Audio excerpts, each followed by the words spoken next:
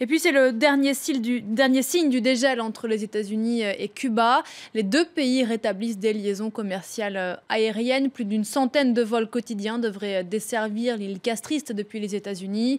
Même si, et c'est important, l'embargo qui reste en vigueur interdit toujours aux Américains de se rendre à Cuba pour des raisons touristiques. C'est une étape de plus dans la normalisation des relations entre Washington et La Havane. Suspendus en 1963, les vols commerciaux réguliers entre les deux pays vont bientôt reprendre. C'est ce qu'a annoncé le secrétaire d'État américain au transport, peu après la signature de l'accord dans la capitale cubaine. Aujourd'hui est un jour historique pour les relations entre Cuba et les États-Unis.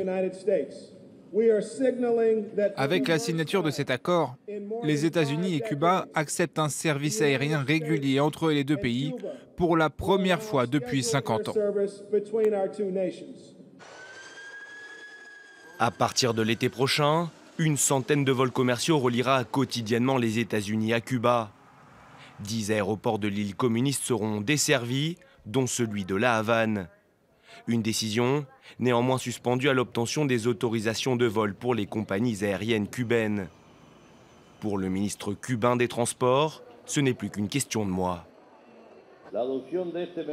L'adoption de ce mémorandum est une étape importante. La reprise des vols commerciaux réguliers entre les États-Unis et Cuba est pour très bientôt. Les autorités américaines ont annoncé qu'elles demanderaient rapidement à la compagnie American Airlines de proposer des vols entre les deux pays.